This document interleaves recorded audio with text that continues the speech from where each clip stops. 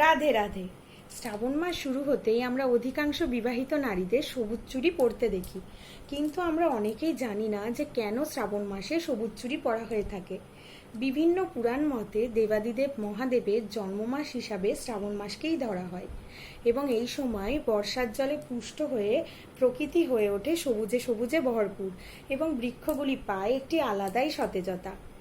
মনে করা হয় দেবাদিদেব মহাদেবের অত্যন্ত একটি প্রিয় রং এই সবুজ রং, আর এই কারণেই বিবাহিত নারীরা মহাদেবকে তুষ্ট করার জন্য সবুজ চুড়ি পরে থাকেন।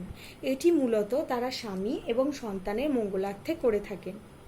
সবুজ রং বিশুদ্ধতা, পবিত্রতা এবং সতেজতার প্রতীক।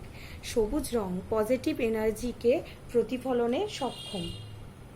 এছাড়াও সবুজ রং আমাদের শরীরের পক্ষেও অত্যন্ত ভালো। আমরা যখন মনোরোগে ভুগতে থাকি বা মনোরোগে আক্রান্ত হই, অধিকাংশ ক্ষেত্রেই ডাক্তাররা আমাদের পরামর্শ দেন পাহাড়ে কোথাও গিয়ে ঘুরে আসতে। পাহাড়ে সবুজের সমারোহে আমাদের মন শান্ত এবং শীতল হয়, এটি তার প্রধান কারণ হিসাবে ধরা হয়ে থাকে। এছাড়াও আমরা অপারেশন থিয়েটারে ডাক্তার এবং তার সহকারীদের অধিকাংশ ক্ষেত্রেই সবুজ রঙের পোশাক পরে থাকতে দেখি। সবুজ রঙকে মারাঠি সংস্কৃতিতেও অত্যন্ত শুভ বলে ধরা হয়ে থাকে। মারাঠি সংস্কৃতিতে বিবাহের দিন নববধূকে সবুজ রঙের চুড়ি পরানো হয়। তারা মনে করেন এতে তাদের নববিবাহিত জীবন হবে সুখ সমৃদ্ধিতে ভরপুর এবং প্রেমময়। শুধু তাই নয়, এই সবুজের সমারোহে আমাদের মন যেমন শান্ত হয়, তেমন আমাদের চোখের পক্ষেও সবুজ রং অত্যন্ত ভালো।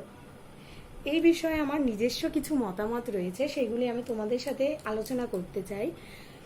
বর্তমানে কেবল মারাঠি সংস্কৃতিতেই নয়, আমাদের অন্যান্য সংস্কৃতিতেও বা আমাদের মধ্যে যেভাবে এই সবুজ চুড়ি পরার প্রচলন হচ্ছে, সেভাবে আমরা যদি সবুজ রঙের বৃক্ষ লাগিয়ে প্রকৃতিটাকেও আমাদের মতো সবুজ করে সাজাতে পারি, তাহলে কেবল আমরা নয়, এই প্রকৃতিটাও রক্ষা পাবে এবং আমাদের ভবিষ্যৎ প্রজন্মও রক্ষা পাবে।